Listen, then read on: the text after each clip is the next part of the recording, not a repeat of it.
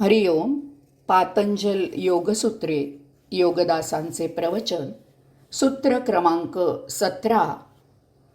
वितर्क विचार आनंद अस्मिता अनुगमात संप्रज्ञातः. या सूत्राचा भाग 2. संप्रज्ञात समाधीच्या 4 अवस्था. अभ्यास आणि वैराग्य याद्वारे आपण आपल्या चित्तवृत्तींचा निरोध करायला शिकलो आहोत. त्याचा प्रयोग करून आता भौतिक जीवनासाठी ज्ञानप्राप्ती, भौतिक जीवनासाठी ज्ञानप्राप्ती, आध्यात्मिक जीवनासाठी आत्ममिलन, योगेश्वर प्राप्ती हे साधायचं आहे. ध्यानाची जी धारणा, जो काही उद्देश असेल त्यासंबंधी आपण जो तर्क करू त्यात चित्तवृत्ती एकरूप करायच्या. अशा प्रकारे तदाकार झाल्यावर त्या तर्कावर ज्ञानप्राप्तीसाठी, आत्ममिलनासाठी, योगेश्वर प्राप्तीसाठी विचार करायचा. या विचारामुळे जे ज्ञान होईल, जी अनुभूती मिळेल त्याचा आपल्याला आनंद होईल. त्या आनंदात इतकं रममाण व्हायचं की शेवटी ती ध्यानाची धारणा, ध्यानाचं उद्दिष्ट, ध्यानाचा विषय आणि आपण म्हणजे अस्मी या 2 गोष्टींव्यतिरिक्त तिसरी गोष्ट तिथे शिल्लकच राहणार नाही. अशा या तदाकारीतून जी समाधी लागेल त्याला संप्रज्ञात समाधी असं म्हणायचं. एक सवितर्क समाधी. कोणतीही गोष्ट जेव्हा आपल्याला अज्ञात असते, आपल्याला त्या गोष्टीबद्दल काहीही माहीत नसते, अशा वेळी जर आपले त्या गोष्टीबद्दल कुतूहल जागृत झाले तर सर्वप्रथम आपण तर्काने ती गोष्ट आकलन करायचा प्रयत्न करतो. तेव्हा त्या गोष्टीबद्दल आपण केवळ तर्कच करू शकतो. आपण प्रथमच जेव्हा एखादी गोष्ट पाहतो, वाचतो, ऐकतो, तेव्हा अज्ञानामुळे आपण त्या गोष्टीवर तर्काशिवाय इतर काहीही करू शकत नाही. न्यूटनने जेव्हा झाडावरून सफरचंदाचे फळ खाली पडताना पाहिले तेव्हा त्याचे कुतूहल जागृत झाले की झाडावरून गळालेले फळ खालीच का पडते, ते वर का जात नाही. या स्वनिर्मित प्रश्नावर त्यांनी प्रथम तर्क करायला सुरुवात केली. तर्क 3 प्रकारचे असतात: कुतर्क, तर्क, वितर्क.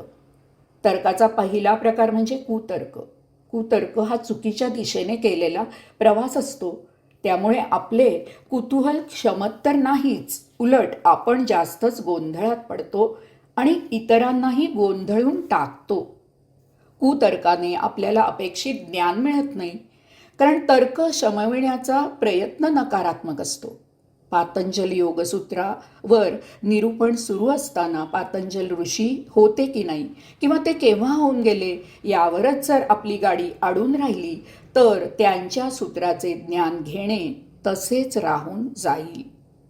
वैद्यराजांकडून औषध आणल्यावर त्या औषधाने आजार खरंच बरा होईल की नाही अशी शंका आली आणि त्यावरच तर्क करणे चालू झाले तर औषध घेणे तसेच राहून जाईल. कपभर चहा प्यायला दिला तर तो कप कसा आहे यावर तर्क सुरू झाला तर चहा पिण्याचे राहून जाईल. कुतर्क करणारे नेहमी विकृती शोधतात आणि जास्त बरोबर म्हणजे त्यांना नेहमी चटकन विकृतीच दिसते. रात्री छान टपोरं चांदणं पडलेलं असतं. अशा वेळी यांना चंद्रावरचा डाग दिसत असतो. मोकळ्या रानावनात सहलीला गेलो तर तेथील सुंदर वनश्रीचा आस्वाद घेणं सोडून ते घाणेरीचं झाड हुडकून हिरमुसले होतील. गाणं गाणाऱ्या गवयाच्या कातडीचा रंग काळा आहे म्हणून गाणं ऐकायचं सोडून तो एवढा मोठा कलाकार असून काळा का आहे याचा तर्क करत बसतील. तेव्हा कुतर्क उपयोगाचा नाही. योगाने कुतर्काची गाडी वेळीच ओळखावी. यासाठी गुरु मार्गदर्शन घ्यावे. आपली तर्काची गाडी मूळ रस्त्याला आणावी आणि समाधी साध्य करण्याच्या दिशेने वळवावी. कुतर्काने आपण शोधत असलेले सापडत आहे की नाही याची वेळीच दखल घ्यावी. यानंतर दुसरा प्रकार म्हणजे तर्क. नुसताच तर्क करणे, तर्कातून तर्क करत असणे, सतत प्रश्नांमागून प्रश्न निर्माण करत असणे, तर्काचे उत्तर शोधण्यापेक्षा एकामागून एक तर्कांचा डोंगर उभा करणे, पहिल्या तर्काचे उत्तर मिळायच्या आधीच अनेक तर्क करून उत्तर शोधण्याच्या गतीत खो घालणे, असे लोक महाशंकेखोर असतात. त्यांच्या शंकांचे समाधान प्रत्यक्ष बृहस्पतीही करू शकणार नाही. कारण पहिल्या शंकेचे समाधान करत असताना त्यांचे त्याच्याकडे लक्ष नसते. ते दुसरी शंका काय विचारायची यात गढून गेलेले असतात. तेव्हा नुसता तर्क उपयोगाचा नाही. तर्कावर उत्तर शोधावे आणि आपली प्रगती करावी. नुसताच पसारा घालून उपयोग नाही. पसारा आवरायला शिकले पाहिजे. तर्काचा शेवटचा प्रकार म्हणजे वितर्क, विशेष तर्क. सर्वांगाने विचार केल्यावर एक एक करून तर्क गळून पडतात. आपण एका विशिष्ट तर्कावर स्थिर होतो. आता या तर्काचे उत्तर शोधायचे असते. या तर्कासह आपण शोध मोहीम सुरू करतो.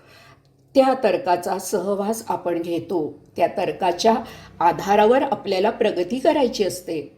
यालाच सवितर्क म्हणायचं. तर्काला मर्यादा असते.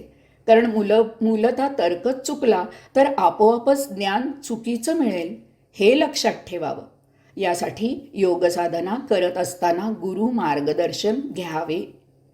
सवितर्क समाधीची धारणा सात्विक, स्थूल आणि सगुण ओळख असावी.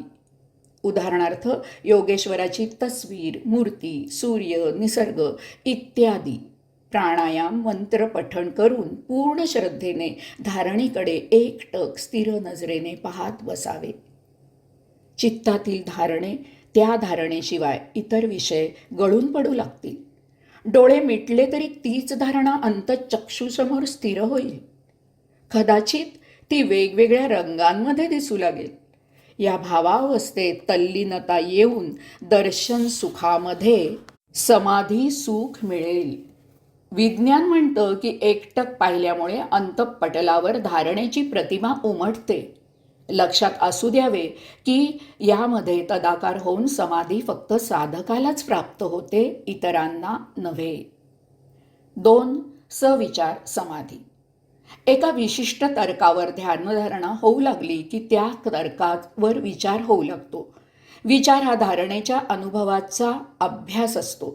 शक्य अशक्य, खरं खोटं, चांगलं वाईट अशा सर्वांगाने अभ्यास केला जातो. यात वितर्क गळून पडतो. कारण त्या वितर्काच्या पायावर आता विचार सुरू करता येतो. तर्काची जागा आता स्थिर विचार घेते. विचार सांगोपांग झाल्यावर साधक एका विशेष विचारावर स्थिर होतो. यालाच सविचार असं म्हणायचं. साधक येथे एकचित्त होतो, तदाकार होतो. या भावावस्थेत समाधी सुख मिळू लागतं. यालाच सविचार समाधी असं म्हणतात. येथे ज्ञानप्राप्ती होऊ लागते. सविचार समाधीची धारणा सूक्ष्म सात्विक असावी. जसजसा विचार प्रगल्भ होऊ लागतो तसतसा साधक सगुणातून निर्गुणात समाधी लावू लागतो. कारण आत्मा अरूप आहे. त्याचा निव्वळ विचार ध्यानाला पुरेसा होऊ लागतो. त्याला सगुणासमोर बसण्याची आवश्यकता भासत नाही. नुसता विचार असून चालत नाही. विचार विधायक असावा लागतो. तसेच अनेक विचार सुसंगतपणे गुंफत यायला पाहिजेत. विचारांवर स्वतः बुद्धी चालवता आली पाहिजे. दुसऱ्याच्या बोलण्याने भारावून जाऊन त्याप्रमाणे आचरण करण्यात अर्थ नाही. तरच विचारांची मालिका साधकाला एका विशेष विचारावर आणून स्थिर करेल. अशा स्थैर्यासाठी दुसऱ्याचे बोलणे ऐकून घ्यायची क्षमता असावी लागते. दुसरा काय म्हणत आहे ते शांतपणे ऐकून मग त्यावर सम्यक विचार करून उत्तर देता आलं पाहिजे. नाहीतर दुसऱ्याने एक वाक्य उच्चारायचा अवकाश की लगेच आपण सुरू होतो. दुसऱ्याला सांगत असतो एक आणि आपण भलतेच गृहीत धरून विचार करत असतो. अनेक वेळा कोणाला फोन केला की आपण फोन का केला आहे ते जाणून न घेता पलीकडचा बोलायला सुरुवात करतो. यास्तव साधकाने उत्तम श्रोता असायला पाहिजे. तरच तो सविचारी होऊ शकेल. विचारांशी त्याचा सहकार होईल आणि त्याचं उत्तर अचूक असेल. विज्ञान म्हणतं की कोणतीही वस्तू सतत पाहिली की डोळ्यांच्या पडद्यावर उमटून न थांबता मेंदूतील स्मृती पटलावर कोरली जाते. त्यामुळे मनात आल्यावर स्मृतींमधून त्याची प्रतिमा समोर येते. लक्षात असू द्या की अशा योगेश्वर दर्शनाने फक्त साधकाचे भावनेने श्रद्धेने चिंब साधक साधकच भावनेने श्रद्धेने चिंब होऊ शकतो. या दर्शनानंतर त्या भावावस्थेत समाधीसाठी केवळ साधकच बसू शकतो. इतरांना ते शक्य नाही. अशा समाधीत ज्ञानप्राप्ती होऊ शकते. सानंद समाधी. सविचार समाधीमध्ये आपल्याला ज्ञानप्राप्ती होते याचा आनंद आता मिळू लागतो. ज्ञान ज्या क्षणी आपल्याला मिळते त्या क्षणी काहीतरी नवीन अनुभूती मिळाल्याची चाहूल लागते. त्याआधी आपण अनभिज्ञ असतो. ज्ञानप्राप्तीचे क्षणी अचानक काहीतरी अद्भुत प्राप्त झाल्याचा विशेष आनंद होतो. येथे साधक या आनंदात तदाकार होतो. ध्यान लागल्यानंतर धारणा अंतःचक्षुसमोर तरळू लागते. ज्ञान मिळते. दर्शनाची धारणा असल्यास दर्शन होते. कोलंबस समुद्रात भरकटला होता. चहूबाजूने त्याला पाण्याने वेढलेले होते. किनाऱ्याचा पत्ताच लागत नव्हता. यातून बाहेर कसं पडावं केवळ याचाच तो विचार करत होता. इतक्यात जहाजावर पक्षी येऊन बसले. त्यांच्या पायाला माती लागलेली होती. ती किनारा जवळ असल्याची खूण होती. त्या क्षणी कोलंबसला जो आनंद झाला त्यालाच सानंद समाधीचा आनंद म्हणतात. जीवनात आनंद निर्माण करायचा की वैताग निर्माण करायचा हे आपल्याच हातात आहे.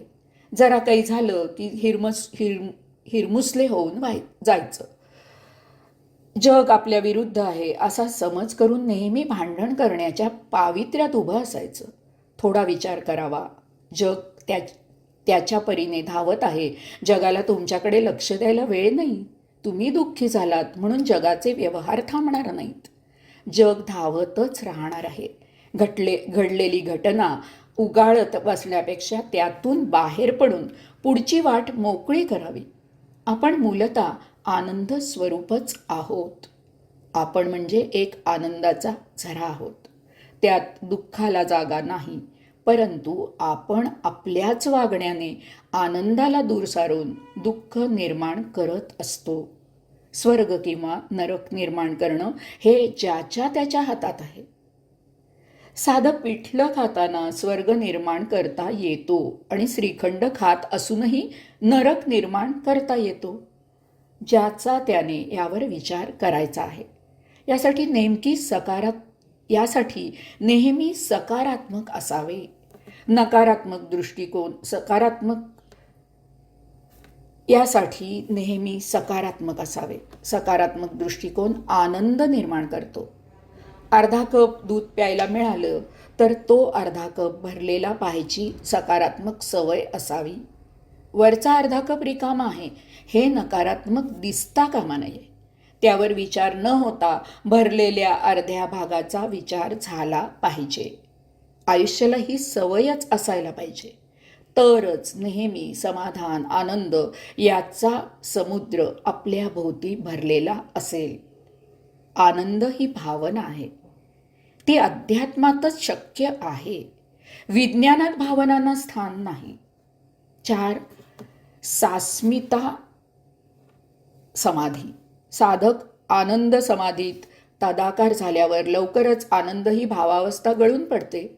कारण आनंद ही भावना आहे. भावना कायमस्वरूपी नसते. ती कालव्यय झाल्यावर क्षीण होते, नष्ट होते, लोप पावते. त्यामुळे आता केवळ मी आहे ही अस्तित्वाची जाण, हे अस्तित्व तेवढेच शिल्लक राहते. या अवस्थेला सास्मिता समाधी म्हणतात. हे केवळ अध्यात्मातच शक्य आहे. विज्ञानाला भावना नाही, तिथे ते शक्य नाही. येथे बाकी सर्व भावभावना लोप पावतात. जाणीव लोप पावते, नष्ट होते. आता एकच जाणीव असते, ती म्हणजे स्वतःच्या अस्तित्वाची. आपल्यासमोर काहीही अस्तित्वात नसते. फक्त आपणच असतो. एकटे असतो. दुसरे इतर असे काहीही नसते. बस स्वतःचे अस्तित्व, फक्त अस्तित्व, बाकी काही नाही. येथे स्वतःची जाणीव असते असं म्हटलेलं आहे. त्यामुळे यातील मीपणा जरा समजून घेऊया. मीपणा असं म्हटलं की अहंकार चटकन लक्षात येतो, परंतु अस्मी आणि अहंकार यामध्ये मूलभूत फरक आहे. अस्मी म्हणजे जाणीव, फक्त जाणीव. मी आहे एवढी एकच जाणीव, या पलीकडे काहीही नाही. ती स्वतःच्या अस्तित्वाची सकारात्मक जाणीव असते. मी आहे ही एकच जाण अस्मीमध्ये असते, आणखी काहीही नाही. आपण इतरांपेक्षा निराळे आहोत या भावनेत त्यासाठी इतरांच्या अस्तित्वाची जाण असावी लागते. एरवी ते शक्य नाही. अस्मी म्हणजे इतर सर्वांची अनुपस्थिती असते. त्यामुळे आपण म्हणजे काही निराळे ही भावना नसते. आपण एकटेच आहोत ही जाण म्हणजे सास्मिता समाधी. स्पंदन चालू आहे हीच एकमेव जाण म्हणजे अस्मी. अहंकार म्हणजे मीपणा. मी म्हणजे कुणीतरी आहे, माझ्यामुळे सर्व आणि काहीतरी घडते. मी नसेन, मी नाही म्हणजे सर्व व्यर्थ आहे. अहंकारात हा असा मीपणा भरलेला असतो. येथे बाकी सर्व जगाची दखल घेतलेली असते. त्या जगाहून आपण कोणी निराळे आहोत हा भाव असतो. स्वतःच्या मताप्रमाणे जगाला सुधारायचा, जगाला बदलावायचा अट्टाहास असतो. कारण जगाला काहीही कळत नाही ही भावना असते. ही नेणीव भावना शेवटी जीवनाला नकारात्मक ठरवते. कारण येथे स्वतःच्या अस्तित्वापुढे इतरांचे अस्तित्व एक प्रकारे गौणत्वाने नाकारलेले असते. स्वतःच्या अस्तित्वापुढे इतर लोक कसपटा समान असतात. संप्रज्ञात समाधी. अशा प्रकारे साधकाची सवितर्कमधून सविचार, सविचारामधून सानंद, सानंदामधून सास्मिता अशी प्रगती होते. साधक सास्मिता अवस्थेमध्ये स्थिर होतो आणि अस्मी आणि ते पुरुष किंवा धारणा एवढीच भावावस्था उरते. बाकी सर्व भावनांचा अभाव होतो. त्यावेळी संप्रज्ञात समाधी पूर्ण होते. यावेळी काही विशिष्ट गोष्टी लक्षात ठेवण्यासारख्या आहेत त्या पाहूया. सवितर्क अवस्थेत साधना करताना, तर्कावर ध्यान लावताना उगाच तर्कट करू नयेत. उदाहरणार्थ, ही समोरील तस्वीर योगेश्वराचीच आहे कशावरून? सूत्र पातंजलीनेच लिहिली कशावरून? आपला उद्देश इतिहास सिद्ध करणं नसून हा ध्यान लावणे हा आहे. तेव्हा धारणेला पोषक अशा तर्कावर ध्यान लावून साधनेला सुरुवात करावी. सतर्कामधून सविचारावर स्थिर व्हायचं आहे. यावेळी या विचारात गुरफटून जाऊ नये. विचारांबद्दल शंका काढत बसू नये. विचारांमधून ज्ञान प्राप्त होईल. त्यामुळे एक अद्भुत आनंद मिळेल. त्या निर्माण होणाऱ्या आनंदात समाधी लावायची आहे. त्या विचारांपेक्षा त्यातून उत्पन्न होणाऱ्या आनंदाला येथे महत्त्व आहे. त्या आनंदात डुंबायचं आहे. परंतु येथे सुद्धा त्या आनंदात फार काळ डुंबत न बसता त्यातून नाहून शुद्ध व्हायचं आहे. कारण आत्मा पूर्ण शुद्ध असतो. त्याच्याकडे जायचं म्हणजे आपणही त्याच्यासारखं शुद्ध असायला पाहिजे.